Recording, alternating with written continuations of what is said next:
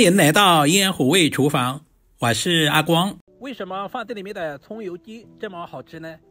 其實做法也非常的簡單。今天有時間，我就把詳細的方法分享給大家。如果你也喜歡，我們一起來了解一下具體是怎樣做的吧。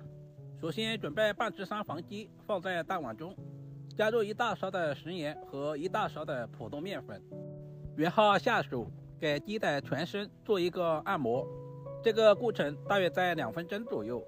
這一步的目的是去除雞皮上面的一些絨毛，還有一些汗刺，因為雞皮上面有一層汗刺，特別的腥。食鹽有消毒殺菌的作用，麵粉有很強的吸附性。經過這樣處理以後，我們吃着也更加的放心。接着加入大量的清水，我們要把雞肉表面的一些麵粉和雜質全部淘洗乾淨。因為今天的雞肉是不用焯水的，所以這一步非常的關鍵。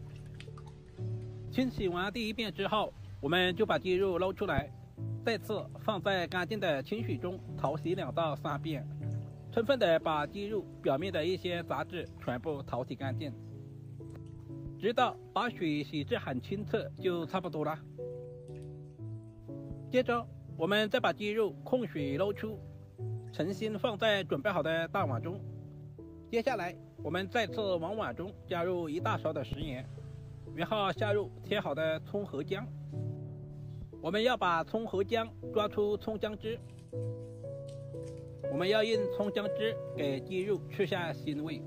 蔥薑汁是天然的去腥材料，這裡我們千萬不能加料酒，因為料酒的味道很衝，那樣會影響雞肉的口感。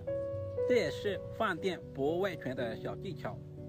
像視頻中這樣，用蔥和薑把雞肉的全身做一個按摩。做這道菜，我們吃的就是雞肉的鮮味，我們不需要添加太多的調味料。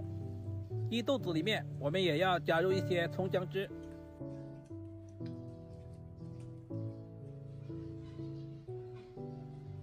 充分的涂抹均勻，放在一旁醃制10分鐘左右。10分鐘以後，我們再把雞肉上面的一些蔥和薑全部挑選出來，因為現在的蔥和薑已經完全的釋放出了香味。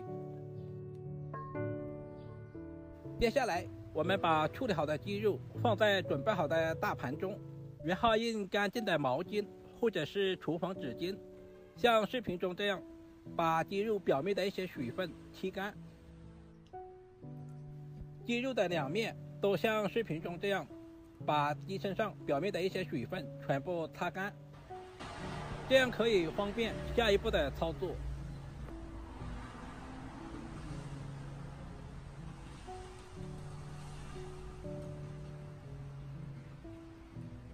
下来我們準備一個油刷，往雞身上刷上花生油或者是色拉油。做的目的是我們的雞肉在加熱的時候營養不容易流失。把雞肉的全身都擦一遍，放在一旁靜置10分鐘左右。接下來我們再準備小塊去皮的老薑，切成薄片，全部切好放在準備好的小碗中。接下來準備一小把清洗乾淨的香蔥，切成小段，全部切好以後和薑片放在一起。接着準備一個蒸鍋，加入多一點的清水，然後再加入少量的高度白酒。接下來把蔥和薑全部放在蒸屉裡面，用手稍微的整理一下。接着把刷好食用油的雞肉也放在蒸鍋裡面，我們要提前把雞肉蒸制一下。開大火，靠上鍋蓋，大約蒸25分鐘左右。如果是土雞的話，時間會更長一些。利用這段時間，我們再準備一把清洗乾淨的香蔥，全部切成稍微短一點的蔥花，全部切好以後放在準備好的小碗中。接下来我們再準備一小坨老薑，今天的老薑不要用刀切，像视頻中這樣用刀背慢慢的拍打，把整塊老薑拍成薑蓉。這裡我們一定要小心一點，千萬不要拍到自己的小手了。如果觉得不夠細的話，我們再用刀稍微的剁小一些，這樣更容易入味。全部處理完之後，放在蔥花一起，然後再澆上滾燙的熱油，激發出香味。接下來，我們再簡單的調下味，加入1大勺的生抽，然後加入小半勺的食鹽調味，接着再加入少量的白糖。有條件的，我們加入少量的芝麻香油，增加香味。其他什麼調味料就不需要添加了。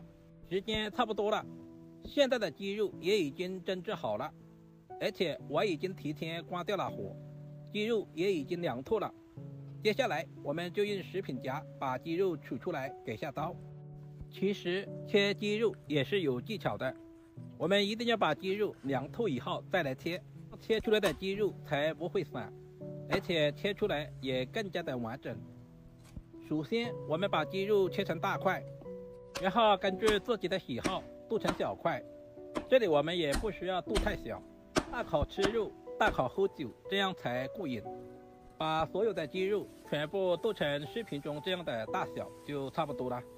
然後我們把準備好的蔥油脂也淋在上面，一道營養又美味的隔水蒸雞就這樣做好了，是不是非常的簡單？我們在蒸製的時候加入了一些白酒，可以有效的去除雞肉裡面的腥味。像這種三黃雞，我們最多也是蒸25分鐘左右。如果是老母雞的話，我們至少要蒸1個小時。這樣做出來的雞肉比油炸的更健康，比水煮的更營養。如果今天的視頻對您有一點點幫助，就麻煩點讚、收藏、留言並轉發出去。